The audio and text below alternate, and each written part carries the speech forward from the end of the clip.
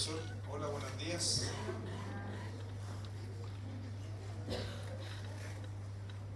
Si hablo ahí, ¿me escuchan o no?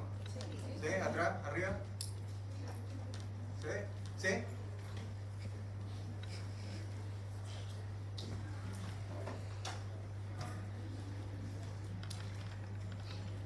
Ya. Perdón por la demora, lo que pasa es que no pude configurar mi computador, pero bueno, se solucionó. Entonces hoy día en este ratito me pidieron, como todos los años, hablarles del distemper, que es una enfermedad viral, infectocontagiosa, que históricamente se ha descrito que afecta a los perros. De hecho, el plan de vacunación para perros incluye, ¿cierto?, la protección contra el virus distemper, pero ya hace varios años a la fecha se conoce y hay mucha evidencia en la literatura de que esta enfermedad también afecta a otras especies, fundamentalmente especies silvestres, ¿ya? Y por lo tanto ha adquirido una nueva relevancia, digamos, desde el punto de vista de la salud animal, e incluso algunos sostienen desde el punto de vista de la salud pública. Ya hace, por lo menos los tiempos que estudié yo, hace harto tiempo, era una enfermedad fundamentalmente vinculada con perros y se enseñaba en ese contexto, pero ahora se sabe, como les digo, ampliamente que afecta a otras especies animales y ha tenido, digamos, un impacto importante en especies animales silvestres, y por lo tanto se considera una enfermedad reemergente, ¿ya?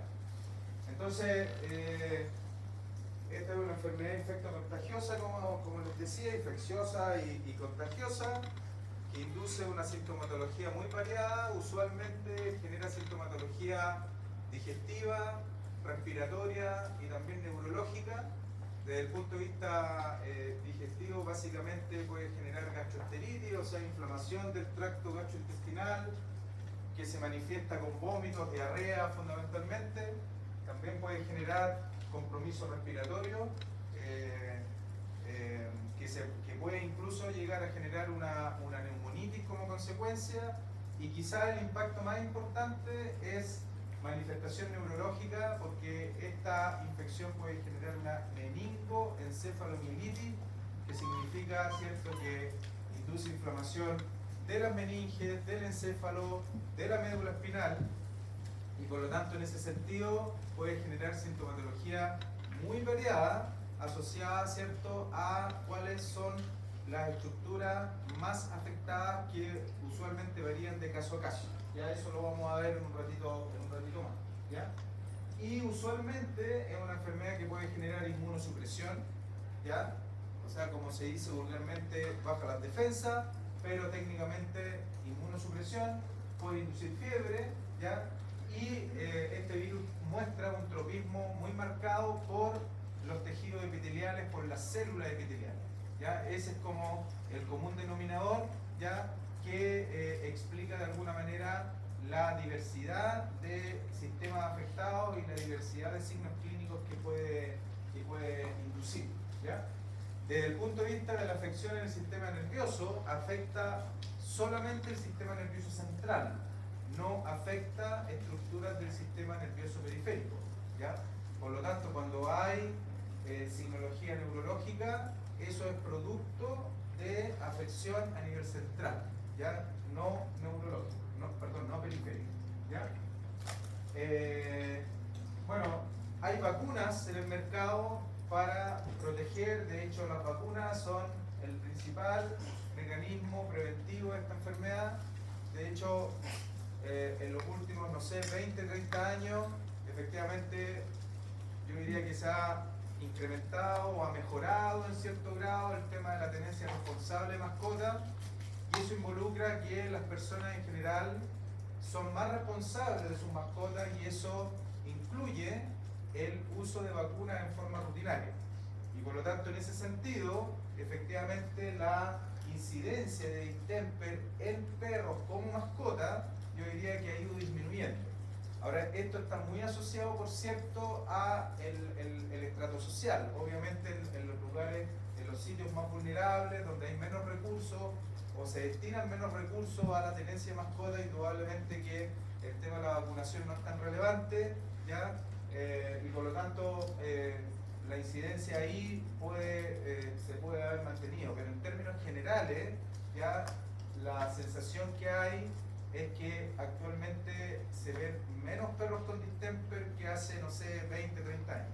Sin embargo, pese a esto, y básicamente porque hay fauna silvestre involucrada, lo que sí se ve es fauna silvestre con distemper, ¿ya? Y aparentemente el principal factor epidemiológico que contribuye a esa cuestión es efectivamente poblaciones de perros ferales o perros vagabundos, ¿ya? Que efectivamente por hambre, básicamente por alimento, se acercan a poblaciones silvestres y por lo tanto efectivamente ciertas especies animales se han puesto en riesgo importante para esta infección. De hecho, ayer leía buscando si hay algo de información nueva, porque esta clase es la misma del año pasado, ¿ya? Por ejemplo, ahora hay evidencia de diagnóstico de distemper en osos panda, que no es una realidad nacional, digamos, pero en el fondo es simplemente para mostrar que efectivamente las especies hospederas de este virus se ha ido incrementando en la última década, ¿ya?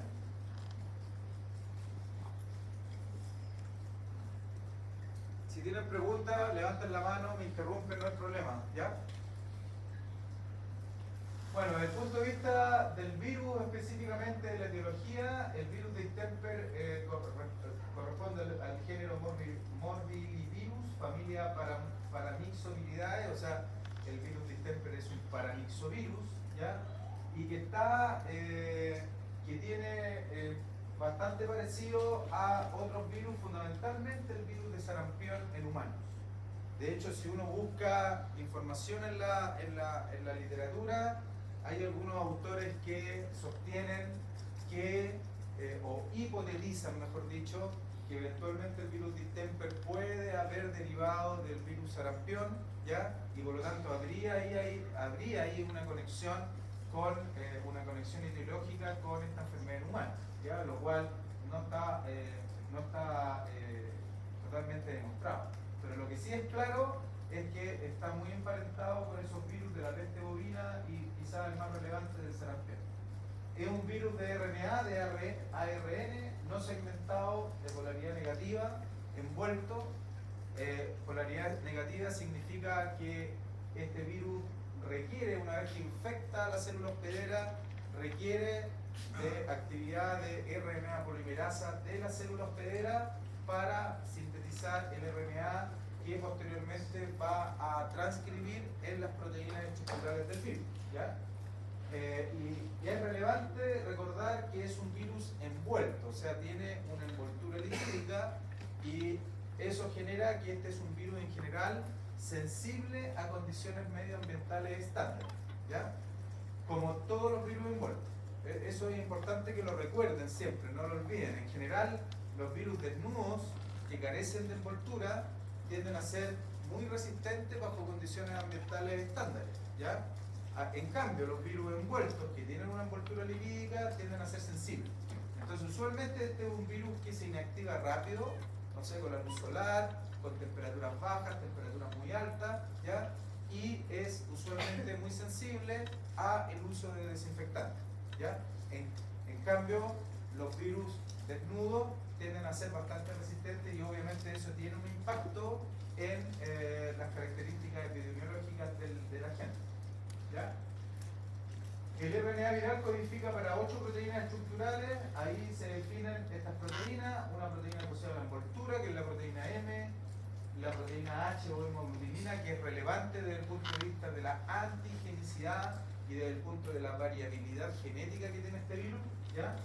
Una proteína de fusión F, 2 proteínas de transcripción y una proteína M, ¿ya? Que es la nucleoproteína. De todas estas proteínas, la más importante es la hemoglutinina, ¿ya? Se llama así porque al entrar en contacto con eritrocitos, con glóbulos rojos, induce su aglutinación, ¿ya? Pero la relevancia que tiene es que la hemoglutinina es la que permite, por ejemplo, que el virus interactúe con ciertos receptores de la célula hospedera y que ingrese a la célula. Por lo tanto, el virus tiene la capacidad de infectar básicamente por la interacción de la hemaglutinina con ciertos receptores celulares, ¿ya? En segundo lugar, también es responsable de la antigenicidad del virus, ¿ya? Entonces hay algunos virus más antigénicos que otros, virus distemper me refiero, y eso apunta a cierta variabilidad que puede tener cierto el RNA que codifica para esta proteína, para la hemaglutinina. Y lo tercero interesante que esta variabilidad también en el RNA que codifica para la hemaglutinina también explica de alguna manera por qué en el último tiempo han aparecido nuevas especies susceptibles a la infección por el virus. ¿Ya? Insisto, hace 40 años esta enfermedad afectaba al perro. Ahora hay evidencia muy robusta que muestra que no solamente afecta a los perros, sino que desde el punto de vista de las mascotas afecta a los hurones, a los ferrets, ¿ya? Y desde el punto de vista de fauna silvestre a felinos silvestres, distintos tipos, leones, tigres, no sé, guepardos, leopardos, etcétera. Incluso algunos en realidad, en la realidad nuestra, algunos felinos silvestres, no sé, gato guiña, por ejemplo, susceptible a distemper, no así el gato doméstico, ¿ya? Zorros de distintos tipos, lobos, vinípedos, ¿ya? Etcétera, ¿ya? Al tiro. Entonces, esa susceptibilidad, incluso la de los pandas que les decía hace algunos minutos, esa susceptibilidad aparentemente podría estar relacionado con una variabilidad genética en la hemaglutinina. Diga. ¿Por qué no afecta a los gatos, a gatos domésticos? No lo sé, pero básicamente es que probablemente los receptores que unen a la hemaglutinina tienen que mostrar cierta capacidad, digamos, complementaria que le permiten unir a la hemaglutinina. Lo más probable es que estos receptores en el gato tengan secuencias diferentes que impiden esta unión por complementariedad, ¿ya? Probablemente eso es. No así en otros felinos. No así, pero eso depende de la variabilidad que tenga la proteína, porque, por ejemplo, no sé, voy a inventar, ¿ya? Pero esto está descrito. En ciertas posiciones puede cambiar un aminoácido por otro, ¿ya? Producto de cambio, obviamente, en el gen que codifica para la proteína, y ese cambio de un aminoácido a otro implica que inmediatamente se puede permitir la interacción con un receptor de una especie X, ¿ya? Eso hasta el momento no sucede en gatos, ¿ya? No se describe la infección en gatos con distemper y menos obviamente se ha descrito un caso clínico, pero sí con gatos silvestres, ¿sí? Entonces probablemente esto es producto de esa variabilidad. Ahora, si uno lo compara con otros virus donde la variabilidad es muy alta, por ejemplo, el ejemplo clásico del virus influenza, que es muy variable, ¿ya? Virus distemper es poco variable, ¿ya? Tiene poca capacidad de variar fundamentalmente la hemaglutinina como proteína fundamental de la infección viral, pero existe esa variabilidad, poca pero existe, y eso de alguna manera explica la variabilidad de hospedero y eventualmente también explica que a veces las vacunas también fallan, ¿ya? Porque efectivamente las vacunas en el último tiempo no han variado mucho y eventualmente sí puede haber algún tipo de variabilidad genética que implique que efectivamente esa vacuna no funcione, ¿ya?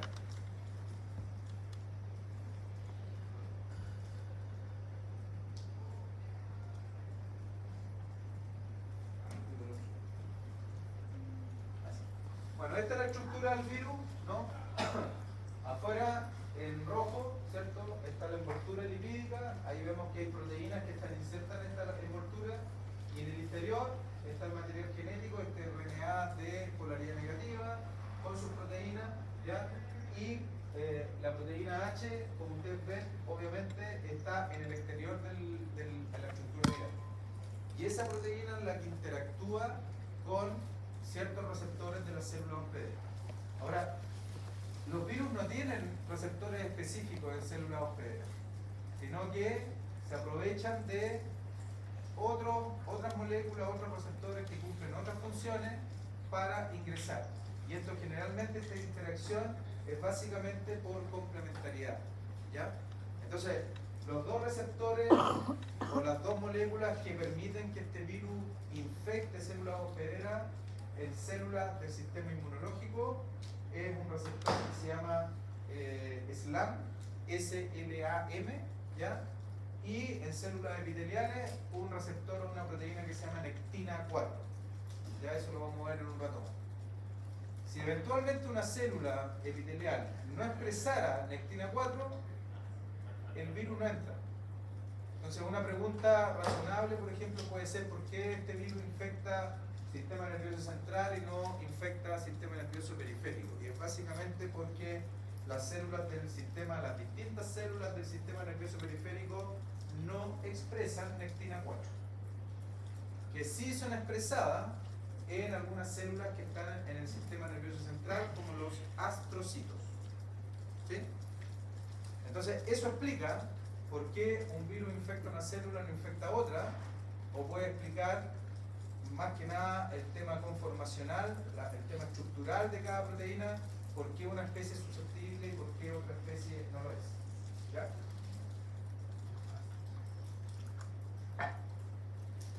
Entonces, bueno, ya hemos dicho, el virus tiene variados hospederos, ¿ya? Quizá el común denominador es mamífero, no quizás, sino que el común denominador es mamífero. También puede afectar especies acuáticas, mamíferos acuáticos, cetáceos, por ejemplo, ¿ya? Obviamente que ahí es menos probable la infección, no hay contacto con perros, ¿cierto? Pero son susceptibles, ¿ya? Por lo tanto, actualmente este virus se podría mencionar como virus distemper carnívoro o virus distemper mamífero en realidad. Pero no todos los mamíferos tampoco son susceptibles. Como les decía, se inactiva rápidamente en el ambiente, ¿ya? ¿Por qué? Porque es un virus envuelto, ¿ya? Y la transmisión se produce principalmente por contacto directo animal-animal o por la exposición a aerosoles infecciosos. Gota de tos, estornudos, orina, eventualmente saliva, ¿ya? Pueden actuar como elementos que favorecen la infección. Pero obviamente tiene que haber un contacto directo e indirecto entre una especie, entre un individuo, ¿cierto?, que esté eliminando el virus con un individuo susceptible, ¿ya? En ese contexto el virus puede ser detectado en secreciones y excreciones, incluyendo la orina. Las desinfecciones de rutina tienden a inactivar el virus, o sea, no tienden, sino que lo inactivan, ¿ya? Básicamente, insisto con el concepto, porque es un virus envuelto. Y las poblaciones silvestres afectadas, fundamentalmente el principal factor epidemiológico es el contacto con perros, entre comillas, de vida silvestre. Por lo tanto, en ese sentido, la presencia de esta infección y de esta enfermedad en poblaciones silvestres tiene un vínculo directo con la tenencia responsable de mascotas. O sea, la presencia de perros en las calles obviamente es responsabilidad de las personas, de los tutores, ¿ya? Y eso, uno de los impactos que tiene dentro de la salud pública, efectivamente, la probabilidad de transmitir enfermedades a poblaciones de animales silvestres. Ahora, obviamente que también hay otros factores, el acercamiento de asentamientos urbanos hacia sectores rurales o hacia sectores silvestres. Hay una serie de factores, pero aquí hay una relación directa con lo que es tenencia responsable, ¿ya? La prevalencia de la enfermedad varía según la estación y la edad de los animales susceptibles. Usualmente esta enfermedad ocurre más frecuentemente en los meses de invierno, ¿ya? Y los animales jóvenes son más susceptibles. Entonces, en perros, ¿ya?, fundamentalmente es una enfermedad que puede afectar a perros de cualquier edad, pero la población, el rango etario más afectado son animales jóvenes, menores de un año, y fundamentalmente animales que no tienen vacunas o que tienen un esquema o que han recibido un esquema parcial de vacunas, ¿ya? Obviamente que hay muchas condiciones distintas o diferentes que pueden comprometer la inmunocompetencia de un individuo y por lo tanto efectivamente si hay un animal inmunosuprimido asociado a, algún factor o algunos factores, también lo va a volver más susceptible a la infección por este virus, ¿ya? Y desde el punto de vista de la adaptación, usualmente se ve más en los meses de otoño-invierno, ¿ya?, que en los meses cálidos, ¿ya? En general el virus, como digo, es un virus monotípico, poca variabilidad genética, pero existe. Y la prueba de eso es el rango de especies susceptibles, ¿ya? Y bueno, y esta variabilidad, como también les dije, puede afectar la protección inducida por las vacunas. Usualmente, no tengo la certeza ahora, pero estoy casi seguro que las vacunas que existen en el mercado chileno actualmente no son, son producidas por laboratorios extranjeros y no necesariamente están protegiendo para cepas de campo generadas acá, que se generen acá. Y por lo tanto a veces puede ocurrir que un individuo se infecte de distemper estando vacunado, ¿ya? No es común, pero pudiese ocurrir, ¿ya? Y esa variabilidad también puede generar que se pueden presentar cepas más virulentas, o sea, cepas que pueden generar una sintomatología más severa en el individuo, ¿cierto?, que se afecta por la infección.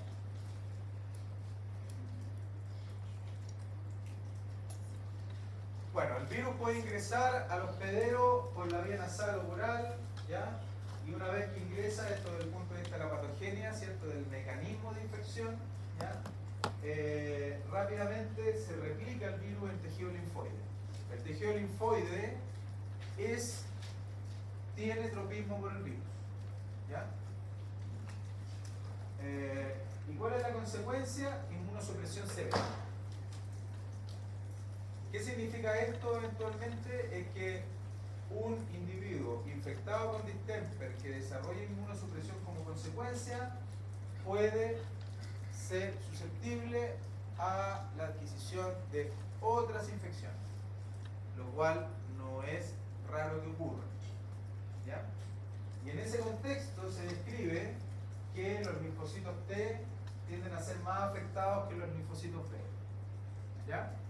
Si uno le hace un examen de sangre a un perro con distemper que está en fase de inmunosupresión, un hemograma básicamente, lo que va a observar básicamente es que hay linfopenia, o sea que hay una menor concentración, un menor número de linfocitos en sangre, ¿ya? Uno no puede ver más que eso, pero si uno pudiera hacer una diferenciación entre linfocitos T y B, lo más probable que esa depresión de la población linfocitaria sea fundamentalmente por baja el linfocito T y específicamente el linfocito helper o CD4 positivo, ¿ya? Esa es la población linfocitaria más afectada por la infección por distemper y esa población de linfocitos es relevante, ¿cierto?, en la respuesta inmune, en la regulación de la respuesta inmune. Por lo tanto, si esta población está depletada, indudablemente que la capacidad inmunológica de ese individuo se ve afectada de forma significativa,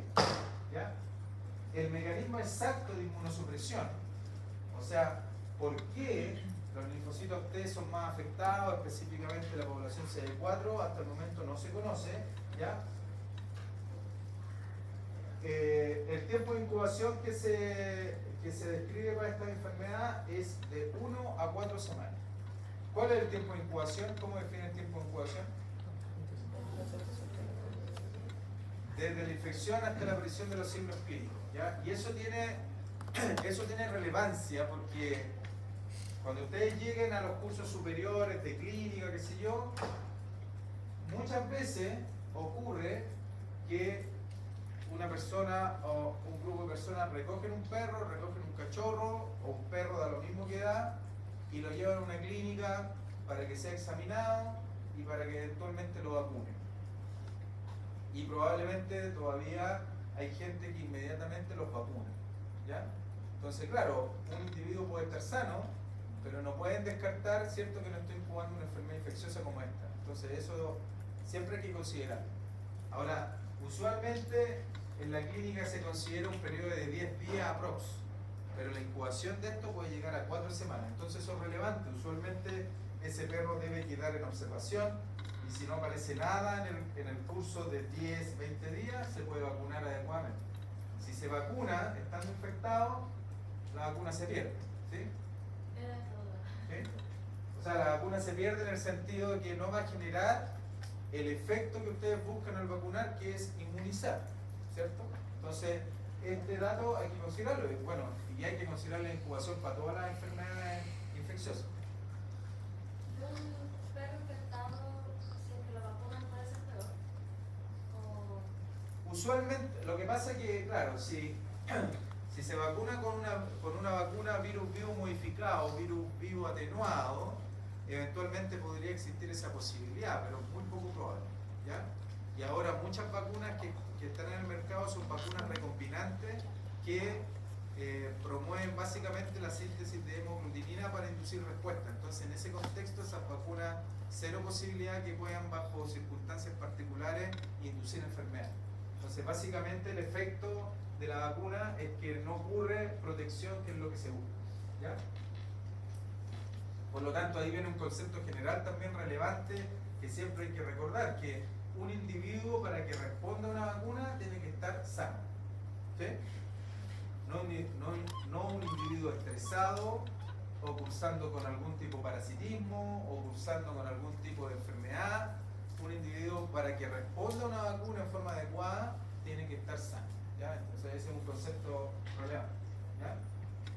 Usualmente la severidad de la infección y de la enfermedad va a depender de de qué tan potente o robusta es la respuesta inmune que se genera en esos perros. Entonces, si un individuo se infecta, pero es inmunocompetente, ¿ya? Está bien alimentado, en general está bien cuidado, está bajo condiciones adecuadas de tenencia, es muy probable que genere una respuesta inmune robusta y probablemente ese perro va a hacer una enfermedad más leve y se va a recuperar de la infección, ¿ya?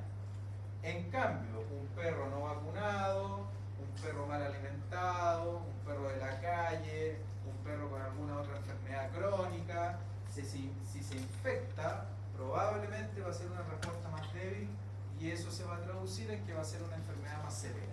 Por lo tanto, claramente el curso de la enfermedad va a depender de la robustez de la respuesta inmune que se genere, ¿ya? Y usualmente, como decía ahí también, ¿ya? Cuando hay una respuesta inmune débil, hay más probabilidad de que ese individuo desarrolle sintomatología neurológica, que usualmente ocurre en los cuadros más severos, ¿ya? Entonces, bueno, este mono básicamente lo que muestra es la replicación del virus o el ciclo viral. Como ustedes pueden ver arriba, hay una partícula viral que en las células ve el sistema inmune, linfocitos básicamente, pero también macrófagos, por ejemplo, interactúa con un receptor tipo SLAM o CD150, ¿ya? Pero en las células epiteliales, la interacción del virus es con la proteína nectina 4. Entonces el virus interactúa con estos receptores. Simplemente, si estos receptores no están, esa célula no es susceptible a la infección, ¿ya? Entonces el virus ahí choca, no tiene cómo entrar, y si no entra, no hace nada, ¿cierto? Porque los virus, esa es, entre comillas, la gracia de los virus, que en el fondo hacen lo que hacen porque se aprovechan de la maquinaria de la célula. Si no pueden entrar a la célula, no pueden hacer nada, ¿ya? Entonces, bueno, después de la interacción con estos receptores se fusionan con la membrana, ¿ya? Luego se libera el genoma, el RNA, se sintetiza RNA mensajero, ¿ya?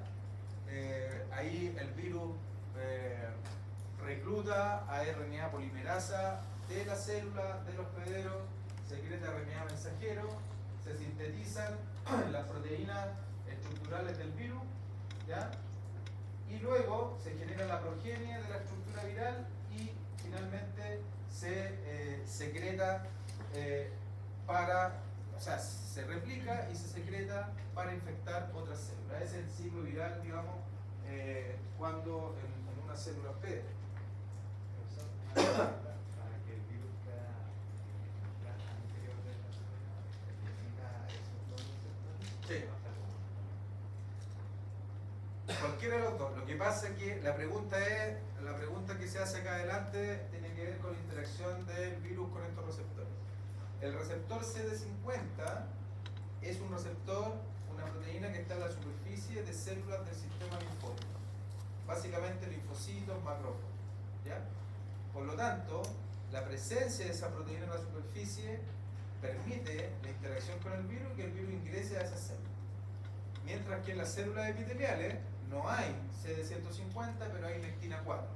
En las células epiteliales, en el sistema nervioso central, en los astrocitos. Y eso implica que el virus puede ingresar a esas células. Pero por ejemplo, un fibroblasto o un miocardiocito, o sea, un cardiomiocito, o una célula muscular estriada, por decir algunos ejemplos, no tienen en su superficie ni nectina 4 ni CD150. Por lo tanto, esas células no son susceptibles al virus. ¿Me explico? ¿Sí? Entonces, en el fondo es interacción con uno o con otro. ¿Ya? No con ambos, porque la presencia de estas dos proteínas, estos dos receptores, no ocurre, digamos, en distintas células. O sea, en las epiteliales está nectina 4, en las linfoides está CD150, ya, y eso permite la entrada al virus. ¿Sí? Bueno, esto es lo mismo, pero un mono un poco más específico, más bonito quizás. Entonces ahí tenemos, por ejemplo, en la figura A, a la izquierda, una célula dendrítica. Recuerden que las células dendríticas son relevantes, son las células presentadoras de antígenos como en excelencia. Entonces, estas células tienen receptores CD150, se infectan con el virus y luego, cuando presentan antígenos, en ese caso linfocitos de citotóxico, liberan el virus. Este virus también puede ingresar, interactuar con el receptor SLAM o CD150 en los linfocitos T y infecta los linfocitos T. En cambio, a nivel del sistema nervioso central o en células epiteliales, la interacción del virus es a través de la interacción con nectina 4. Y ahí, por ejemplo, podemos ver un tejido epitelial donde en las uniones laterales hay expresión de nectina 4, el virus interactúa con nectina 4, ingresa, replica, se expulsa y así básicamente va infectando las nuevas células. ¿Ya? Entonces, nectina 4, CD150 son receptores clave para el ingreso del virus a las células hospederas. ¿Ya? Entonces, desde el punto de vista de la patogenia, si lo llevamos un poco a los tiempos, el virus ingresa, se replica en tejido linfoide, eso usualmente ocurre una semana post-infección. Generalmente ahí, luego de eso, hay una crisis febril, ¿ya? Muchos animales desarrollan fiebre como consecuencia, ¿ya? Luego hay una diseminación a tejido linfoide sistémico, eso más o menos al cabo de la segunda semana, y en la tercera semana empieza a ocurrir respuesta. Esto obviamente va a depender de cada individuo, pero hay respuestas humorales y respuesta celular, ¿ya? Y pueden aparecer signos clínicos a nivel respiratorio, alimentario o urogenital. Lo más importante son los primeros dos, respiratorio, digestivo, ¿ya? Pueden afectarse los dos sistemas en paralelo, puede afectarse uno más que el otro, puede afectarse uno y no el otro, eso es súper relativo, ¿ya? Pero el tema es que esta es una enfermedad sistémica, ¿ya? Y por lo tanto ahí van a aparecer signos clínicos. ¿Qué signos clínicos usualmente? Vómito, diarrea, secreción nasal, puede aparecer tos, ya puede desarrollarse dificultad para respirar, usualmente hay linfoadenopatía, o sea, los linfonodos crecen, ya puede haber fiebre, la fiebre genera decaimiento, genera inapetencia, o sea, como ustedes verán, una serie de consecuencias desde el punto de vista de la signología, ¿ya? Y Si se monta una respuesta inmune adecuada, el individuo se puede recuperar. Si no es así, se puede generar, puede haber afección del sistema nervioso central. Ahí dice encefalitis subaguda, pero este virus puede inducir inflamación de toda la estructura del sistema nervioso central. Y eso básicamente uno lo resume en que puede generar meningoencefalomielitis. En algunos casos puede haber signos de encefalitis, en otros casos puede haber signos de mielitis, en otros casos signos de meningitis, o de 2, o de 3, eso es muy relativo, pero técnicamente puede inflamar el encéfalo, la médula espinal y las meninges. ¿Ya? Bueno, y dependiendo obviamente de la magnitud de la lesión, de la virulencia del virus, de la capacidad del individuo para responder desde el punto de vista inmunológico, va a ser la severidad de los signos clínicos y eventualmente alguno de esos animales se puede morir. ¿Ya? Esta es una enfermedad que puede ser letal, ¿ya? Pero no es 100% letal. No todos los individuos que desarrollan cuadro neurológico se mueren. Hay individuos que se pueden mejorar, hay individuos que pueden quedar con lesiones crónicas producto de esta infección en el sistema neurológico, en el sistema nervioso. O sea, las consecuencias son bastante variables, pero infección por distemper no significa muerte segura. Porque si fuera así, todos los individuos que se diagnostican con esta enfermedad se tendrían que eutanasiar, pero no es así. ¿Ya?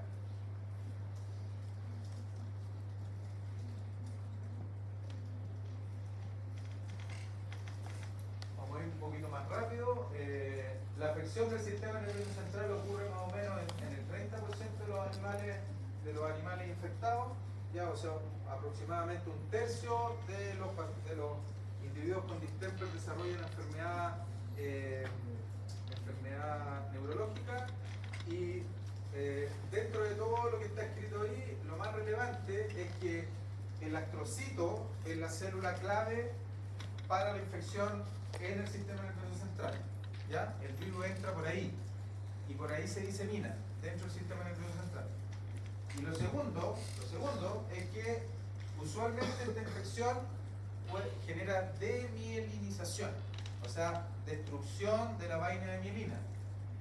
Y eso obviamente induce sintomatología dependiendo del lugar donde esto esté ocurriendo. ¿Ya? Y este daño en la vaina de mielina puede responder a un efecto directo o indirecto. ¿Ya? El directo tiene que ver con la menor síntesis, como se muestra ahí en la figura de la izquierda, de algunas proteínas que son claves en la síntesis de mielina. O sea, dicho de otra manera, el virus puede generar menor capacidad de síntesis de mielina. Pero también esa demilinización puede ocurrir por un mecanismo indirecto asociado a estrés oxidativo inducido por el virus. O sea, la infección por el virus induce una respuesta oxidativa en el sistema nervioso central y esta respuesta oxidativa daña las membranas y básicamente destruye la vaina de mielina. Ahora, dependiendo de dónde esto esté ocurriendo, va a ser la sintomatología que va a presentarse. Si está ocurriendo en el cerebelo, hay cierta sintomatología. Si está ocurriendo en el tronco encefálico, hay otra sintomatología y así sucesivamente. Más adelante ustedes van a aprender que cuando hay enfermedad neurológica, la sintomatología es muy asociada a la región anatómica que está afectada. Y por lo tanto, el que se quiere dedicar a la neurología tiene que saber, tiene que tener muy claro todos los conceptos de anatomía y función neurológica para poder entender los signos que pueden aparecer. ¿Ya? Signos clínicos: fiebre.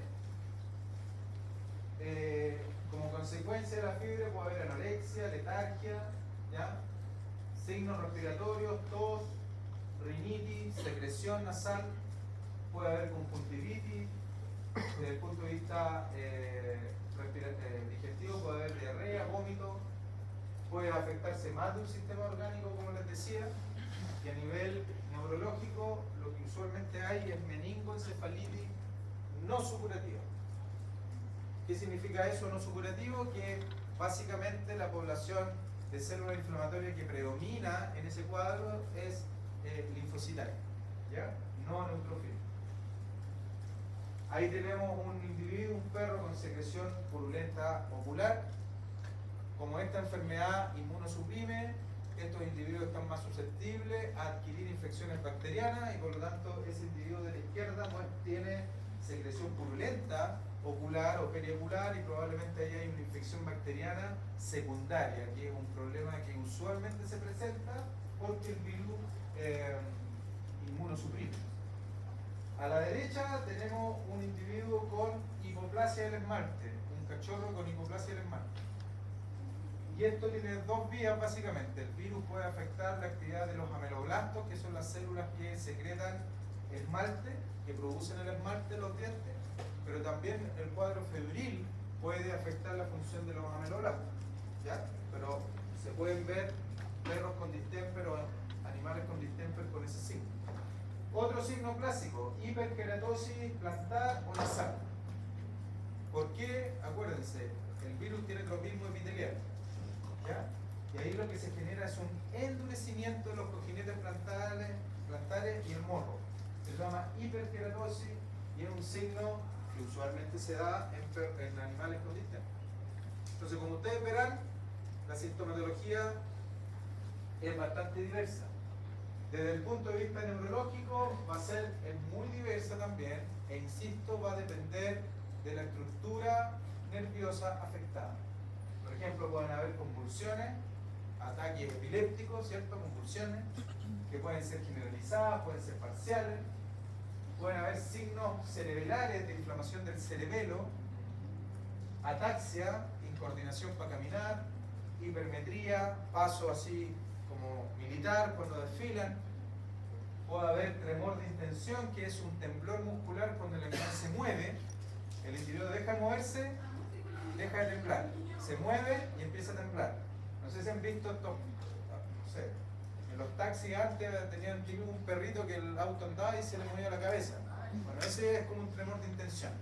Temblor cuando se mueve, deja de temblar cuando está quieto. Eso es signo cerebral.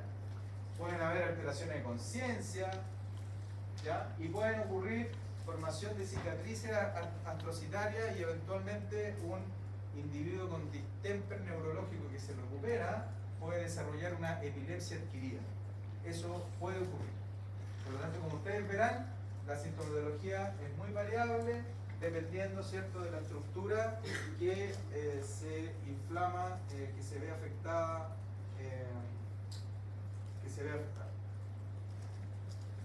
El diagnóstico, en la clínica, digamos, habitual, el diagnóstico básicamente es a través del examen físico. Eso lo van a aprender en el curso de estos terceros, siempre pregunto lo mismo. Ustedes son terceros. Bueno, el segundo semestre tienen el curso de exploración clínica, ¿ya? Ahí ustedes van a aprender las nociones del examen físico. El diagnóstico de esta enfermedad se hace básicamente con el examen clínico, apoyado en la historia clínica, apoyado en los signos clínicos que tiene el individuo, ¿ya? Por ejemplo, cachorro, no vacunado, signos respiratorios, signos digestivos, más aún si hay algún tipo de signo neurológico, es altamente probable que corresponda a un distemper, ¿ya? Pero también existen pruebas complementarias. Lo más sensible y específico, PCR, ¿sí? Y actualmente se puede hacer diagnóstico con PCR, relativamente simple y tiende a ser lo más confiable, ¿ya? Pero también se pueden hacer pruebas indirectas, o sea, detección de anticuerpos anti-distemper, ¿ya? Se puede determinar nivel de inmunoglobulina M o G anti-distemper a través de inmunofluorescencia. También hay pruebas inmunocromatográficas que pueden permitir eso, ¿ya? Y lo otro, que también puede haber detección de cuerpos de inclusión en frotis, por ejemplo, de mucosa conjuntival. ¿Saben lo que es un cuerpo de inclusión? Bueno, los cuerpos de inclusión son restos de nucleoproteína que quedan, o de proteína viral, que quedan dentro de una célula infectada y que usualmente ocurren en infecciones virales en términos generales. El distemper puede generar cuerpos de inclusión tanto intranucleares como intracitoplasmáticos. Entonces, no sé si se fijan, pero en esta imagen de la derecha inferior, aquí hay una célula con un cuerpo de inclusión. ¿Ya? Entonces uno puede hacer un frotis conjuntival, hacer un hisopado de la conjuntiva, después eso se tiñe con un colorante y uno puede ver cuerpos de inclusión. Eso puede ser diagnóstico en el contexto de signos clínicos que apoyen la alternativa de que pueda haber un distemper. ¿Ya? Arriba a la derecha tenemos un PCR convencional. Ahí ustedes pueden ver bandas, esto que corresponden a la amplificación del gen de hemoglobinina. Y arriba a la izquierda tenemos una prueba de inmunofluorescencia que en la práctica se usa poco, pero también puede ser una forma de hacer un diagnóstico de distemper, o sea, detectar básicamente anticuerpos contra distemper en células o eventualmente en un tejido. ¿Qué es lo que se usa usualmente? Frotis para buscar cuerpos de inclusión. Generalmente es un método de diagnóstico válido en las etapas tempranas de la infección, no tan válido en las etapas tardías de la infección. Se puede hacer PCR o se puede hacer ELISA para IgM, IgG antidistemper. Ahora, el cuidado que hay que tener con las pruebas indirectas es que si el individuo fue vacunado 21 días antes de la prueba, una prueba positiva puede surgir en un individuo vacunado. ¿Entienden?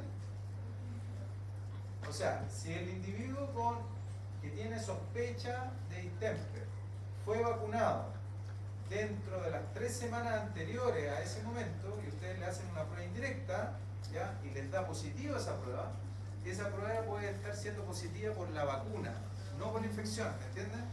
Entonces siempre tienen que tener cuidado con eso, ¿ya? Entonces ahí usualmente es más específico pedir un examen para detectar IgM más que IgG, ¿ya? O literalmente hacen una prueba directa para detección del virus, que es el PCR. ¿Sí?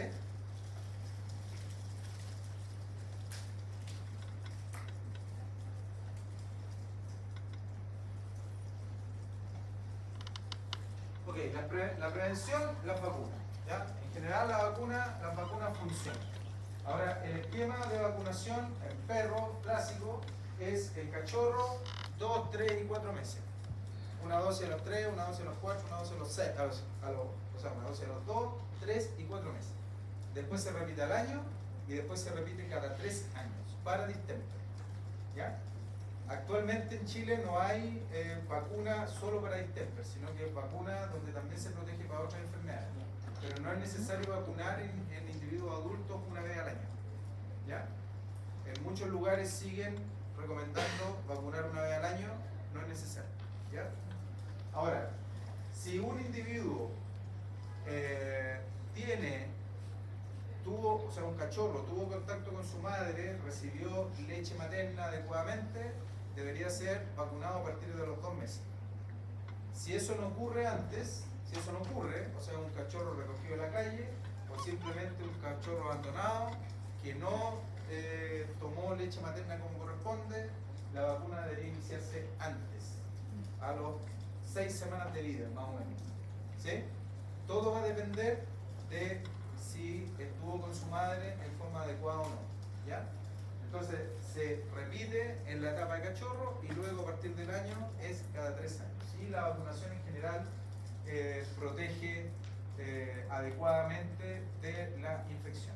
Obviamente que si esas vacunas se colocan en un individuo que no está en buenas condiciones generales, ¿ya?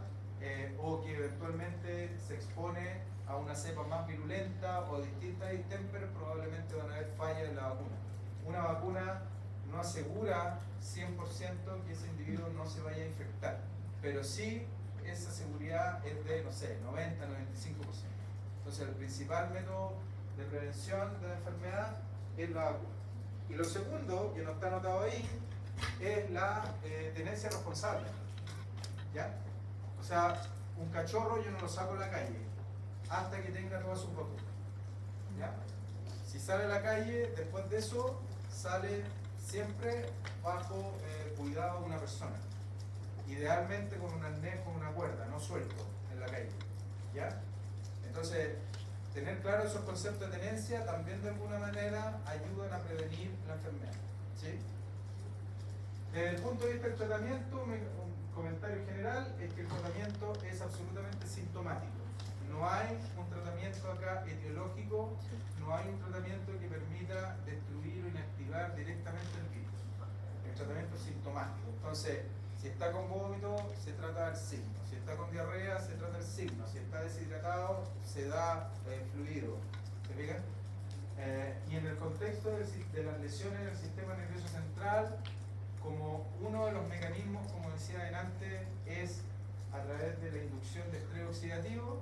Actualmente, efectivamente, en el tratamiento de cuadro neurológico se considera el uso de medicamentos con potencial antioxidante que eventualmente puede ayudar a disminuir, digamos, esa inducción de estrés oxidativo por parte del virus. Entonces, por eso ahí en el último punto puse acetilcisteína, melatonina, que son drogas, ciertos fármacos que inducen un efecto antioxidante. ¿Ya? Me queda una duda. Entonces, al final los problemas neurológicos serían como la etapa final, digamos así. No necesariamente. O sea, lo que usualmente ocurre, más que una etapa final, es que antes de que haya afección neurológica tienden a haber signos digestivos o respiratorios, que es lo más común. Pero a veces, efectivamente, puede ocurrir afección neurológica en etapas tempranas, ¿ya?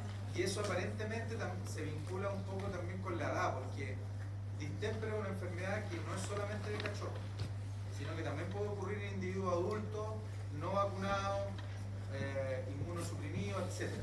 Entonces, en individuos adultos tiende a ser más frecuente la afección neurológica de distemper y en muchas ocasiones, independiente de si hay o no hay signos respiratorios o digestivos. ¿Ya? Pero lo común es que, claro, un individuo desarrolla esos signos y luego lo neurológico. ¿Ya?